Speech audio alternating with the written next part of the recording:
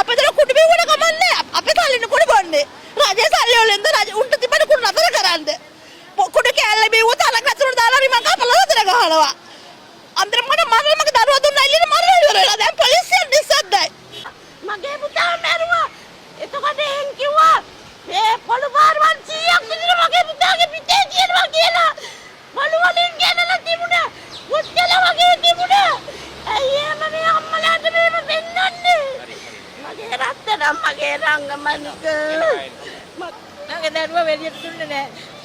කපල කරලා අන්තිමට මගේ දරුවට වෙඩි තියලා. වරදකට වෙඩි මනම් දනියෙන් බාලව නීතියක් හරියට කරන කෙනෙක් නම් දනියෙන් බාල මේ බල වපුවටුව කඩානේ පැත්තම ගලවලා යන්න මගේ දරුවට වෙඩි තියලා තිබුණේ. ඒ වගේ පව්කාර වැඩෝනේ රජ මිනිස්සු කරලා තිබ්බේ. මගේ පුතා මම බලන්න හැමදාම යනවා. ඒකට මං ණය වෙලා තමයි මං අනුන්ගේ බලන් හොදන්නේ. මාව ජීවත් කරේ මගේ දරුවා. මගේ පුතාගේ නම ජනිත් සංසක මීගමුවේ නිදාගෙන හිටපු දරුවව මීගමුවේ දුංගල් පිටිය පොලිසිය මැඩම් අරගෙන ගියේ. අරන් ගිහින් 54 ගැහුවා. මගේ දරුවා මේ වෙඩි වැදිලා පණ පිටින් අරන් ගිය මගේ පුතාව අපිට දුන්නේ මල කඳ. එතකොට මගේ දරුවගේ මරණයට කවුද වග කියන්නේ? මට මගේ පුතාව මතක් වෙද්දි පපුව පිච්චෙනවා. මට දරා ගන්න බෑ මගේ දරුවව මට ඕන මගේ දරුවට වෙච්ච සාධාරණයක් අපිට ඉෂ්ට කරන්න ඕන. ඔය දුංගල් පිටිය පොලිසිය මැඩම්ව ඕකේ මුළු පොලිසියෙන් මායින් කරන්න ඕන. මගේ දරුවට නෙමෙයි තමයි ඉදිරියට කිසිම දරුවෙකුට මේ වගේ අපරාධයක් නොවෙන්න. මගේ පණ පිටින් අරන් ගිය පුතාව මට පණ පිටින් ඕන. මගේ පුතාගේ මල කඳ මට දුන්නේ. මේවට කවුද වග කියන්නේ? මේවට කවුද වග කියන්නේ? මේ වීඩියෝ එකෙන් දැක්කේ බන්ධනාගාර සිද්ධියෙන් පස්සේ අම්මලා ටිකක් මයික් ඉස්සරහට ඇවිල්ලා කියන කතා ටිකක් සම්බන්ධයෙන්. ලංකාවේ තියෙන සෝෂල් මීඩියා වල සෑහෙන්න මේ වීඩියෝ එක වෛරල් වුණා. මේ අම්මා කෙනෙක් කියනවා කුඩු බොන්නේ අපේ සල්ලි වලින්. JVP ආණ්ඩුව ආවට පස්සේ තමයි මේ ප්‍රශ්න ටික ඇති වුනේ.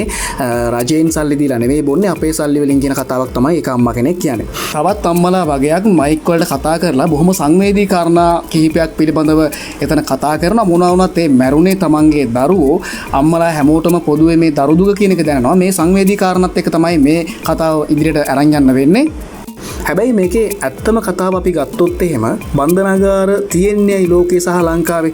ලෝකේ ලංකාවෙත් බන්ධනාගාර තියෙන්නේ වැරදි කරපු පිරිස් වලට ඒ වැරදිකරුවන්ට ඉන්න සහ ඒ අදාළ දඬුවම දෙන්න, දඬුවම විඳින්න. එතකොට වැඩිහිටියන් විදිහට අම්මා තාත්තා දැනගන්න ඕනේ තමන්ගේ දරුවෝ ටික පොඩි කාලේ ඉඳලම හදාගන්න. එහෙම නැති වුණාම වෙන්නේ මේ වගේ සිද්ධීන් වලට මුහුණ පාලා බන්ධනාගාර සිද්ධියක් වෙච්ච ගමන් අම්මට තාත්තට බන්ධනාගාර ඉස්සරහට දුවගෙන එන්න. අපි දැක්කන මීට දින කිහිපයකට කලිනුත් බොහොම අවාසනාවන්ත ලෙස මේගමුවේත් මේ වගේ සිද්ධියක් ඇති වුණා. හැබැයි ප්‍රශ්නේ තමයි මේ වගේ සිද්ධියක් වෙච්ච ගමන් ඒ ගමේ ඉන්න මිනිස්සුගේ එහෙම නැත්නම් අම්මයි තාත්තයි ඔය ඉක්මනට බන්ධනාගාරයට ඇවිල්ලා ඒගොල්ලෝ නීතිය අතට අරගෙන මොන වගේ දෙයක්ද කරන්න යන්නේ කියන එක ඇත්තටම ප්‍රශ්නයක්. ලංකාවේ පොලිසිය තියෙනවා, ත්‍රිවිධ හමුදාව ඉන්නවා. ඒගොල්ලෝ ඇවිල්ලා මේ ප්‍රශ්න සමනය කරන්න හදනකොට අම්මා තාත්තා බන්ධනාගාරේ ගාවට ඇවිල්ලා මොනව කරන්නද?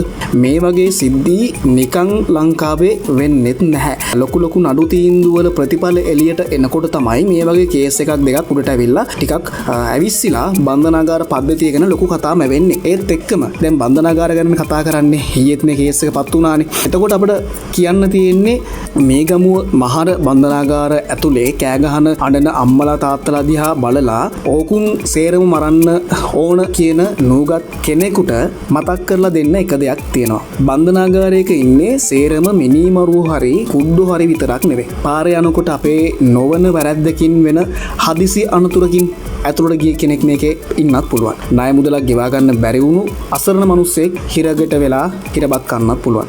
අසල්වැසි ආරවුලකින් නැත්නම් පවුලේ නඩත්තු නඩුවකින් එහෙමත් ඉන්න පුළුවන්. නැත්නම් වෙන කෙනෙක් කරපු හොරකමකට අහු වෙලා නොදුනුවත් භාවයකින් ඉන්නත් පුළුවන්. සමහර අය ඉන්න පුළුවන් ඇත්තටම හොර වැරදි කරලා මිනි මරලා ඇත්තටම ඒ වගේ හිරබත් කන්න ඕන පිරිසකුත් මේක ඇතුලේ ඉන්න මොනවා වුණත් මේවා තීන්දුව දෙන්නේ අපි නෙවෙයි අධිකරණය. ඒකට පොලිසිය ඉන්නවා, අධිකරණය ඉන්නවා. මේ ආරක්ෂක අංශ සියල්ලම මේ සම්බන්ධයෙන් කටයුතු කරනවා.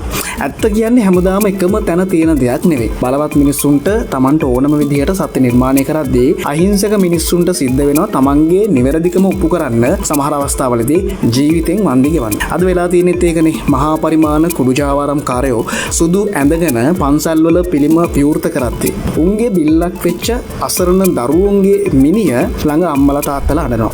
ඒ අම්මා හඬන්නේ තමන්ගේ කුසේ ඉපදිලා හිටපු ඒ දරුවෙක් නැති වෙච්ච දුකින්. මේ සමහර අම්මලා බොහෝමයක් මඩන්නේ ඒ දුකට. ඒ අම්මා වේදනාවට කියවෙන දේවල් අල්ලගෙන දේශපාලනයේ ගාගෙන hina වෙන මිනිස්සු අතරේ අපි දකින්න ඕන සැබෑම සත්‍ය මොකද්ද? ඇත්ත.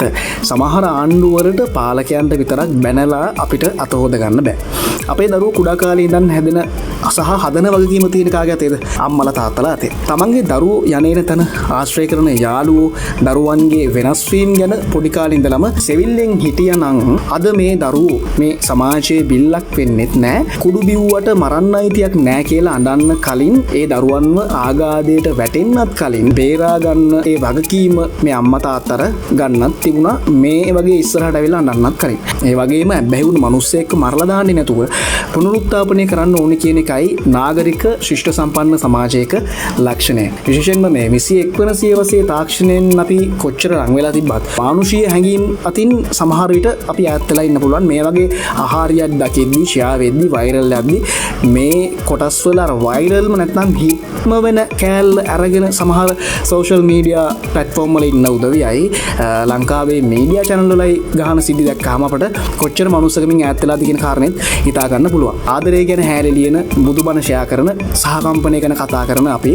අනුන්ගේ දුකක් දකිද්දි යක්ෂයෝ වගේ hina වෙනවා නම් ඒක අපේ මානසිකත්වයේ තියෙන යම් දුර්වලතාවයක් නැත්නම් බංකොලොත්කමක්. කාලකන්ණී දූපත් ජීවිත ඉපදෙනවා විතරයි ඊට පස්සේ කුණු වෙනවා. මිනිස්සු ළඟ වැඩි ඒ හින්දා මේ එකෙකුට අනික් එකාව දැනෙන්නේ නැහැ. අනුන්ගේ දුක නොදැනෙන්නේ මේ හිස්කම පුරවන්න කිසිම ආගමකටවත් දර්ශනයකටවත් බෑ. ඒක පුරවන්න ඕන අපේ ඇතුළේ ඉන්න මිනිස්යාමයි. අදින් පස්සෙවත් තව කෙනෙක්ගේ පරාජයකදී මරණයකදී අසරණකමකදී hina වෙන එක නවත්තමු. මොකද හෙට දිනේ ඒ අසරණයා ඔබ හෝ ඔබේ දරුවා වෙන්න පුළුවන්. ඒක නිසා අපි පොඩ්ඩක් හිතට ගන්න ඕන මේ වගේ සිද්ධි වෙනකොට අනේ අපටත් මෙහෙම වුණොත් කියන එක පොඩ්ඩක් හිතට ගත්තොත් මේ සිද්ධි අපිට නතර කරගන්න පුළුවන්. ඒ වගේම තමයි මේ වගේ සිද්ධි අපට ඇහෙද්දි දකිද්දි කියන්න තියෙන්නේ ඔය බන්ධනාගාර ගාවට ඇවිල්ලා අඬන තැවෙන අම්මලාට තාත්තලාට තව එක සැරයක් හරි තමන්ගේ දරුවෝ පිළිබඳව හිතුවනම් පුංචි කාලෙදි තරුණ කාලෙදි මේගොල්ලෝ මොන වගේ දේවල්ද කරන්න කියන එක වැඩිපුර අවධානයෙන් හිටියානම් ඒ වගේම හිරකරුවොත් ඒ වගේම මේ සමාජයේ ඕනම කෙනෙක් තමන් කරන්නේ මොනවද කියන්නේ මොනවද කොහෙද යන්නේ කවුද ආශ්‍රය කරන්නේ කියන එක හොඳට හිතලා මතලා වැඩ කරා නම් කාටවත් මේ විදිහට පසුතැවෙන්නටත් හඬන්නටත් දොඩන්නටත් සිද්ධ වෙන්නේ නැහැ. අර කතාවක් තියෙනවනේ සිරකරුවෝද මිනිස්සුද කියලා. ඒ නිසා සිරකරුවොත් මිනිස්සුෝ ලංකාවේ නීතිය තියෙන්නේ ලෝකේ නීතිය තියෙන්නේ මිනිස්සුන්ට සමාජ සාධාරණත්වය ඇතිව ජීවත් වෙන්න මිසක තව පුද්ගලයෙක්ව තලලා පෙරලා සතුටු වෙන්නවත් නීතිය අතට ගන්නවත් නෙවෙයි. නීතිය තියෙන්නේ හැමෝටම වඩා උඩින්. අන්න ඒක ගැන අපි හොඳින් හිතලා මතලා වැඩ කරනවා නම් රටක ලෝකයක මේ වගේ හිරගෙවල් වල ප්‍රශ්න ඇති වෙන්නේ නැහැ. හිරගෙවල් අරින්න සිද්ධ වෙන්නේ නැහැ. ඒ නිසා අපි හිතර ගන්න ඕනේ අපි අතින් කරන වැඩ කටයුතු අපි කරන කියන දේවල් පිළිබඳව වැඩි වගකීමක් අරගෙන අපි ජීවත් වෙන්න. අපි දෙමව්පියන්ගේ පැත්තෙන් එහෙම හිතුවට සමහර දරුවෝත් ඉන්නවා දෙමව්පියෝ පොඩි කාලෙදි කරන්න ඕනේ දේවල් ටික කරලා යහමඟ පෙන්නුවාට පස්සෙනුත් සමහර දරුවෝ ගෙදරින් පිටට ඇවිල්ලා රැකියාවල විශ්වවිද්‍යාලවල නැත්නම් මේ සමාජයත් එක්ක ගැටෙද්දී මේ වගේ දේවල් වලට ඇබ්බැහි වෙලා බන්ධනාගාරගත වෙලා අද අපා දුක් විඳින. ඉතින් එහෙව් දෙමව්පියන්ට මේ වගේ සිද්ධි දැක්කහම ඒක දරා ගන්න හරි අමාරුයි. ඒත් සමහර දෙමව්පියෝ ඉන්නවා පුංචි කාලෙදී තරුණ වියේදී තමන්ගේ දරුවන්ගේ වැරද්ද සමාජයෙන් පෙන්ලා දෙද්දී ඒ වැරදි වහගෙන දරුවන්ගේ හොඳ මූණ සමාජයට පෙන්වන දෙමව්පියෝත් ඉන්නවා. ඉතින් මේක කාටත් හොඳ පණිවිඩයක් සහ ආදර්ශයක්. ඒ වගේම හැදෙන්න ඕන කාරණාවක්. හැබැයි ඔය කොහොම වුණත් මේකේ පිල්ලේ වෙලා තියෙන්නේ මේකේ ඍණාත්මක බලපෑම වෙලා තියෙන්නේ සමස්ත සමාජයටම. මේ වගේ දේවල් අහන්න අපේ YouTube නාලිකාව වගේම අපේ Facebook පිටුවත් දැන්මම ෆලෝ කරලා තියාගන්න. ඔබට ජය. Insight with Sri Mall.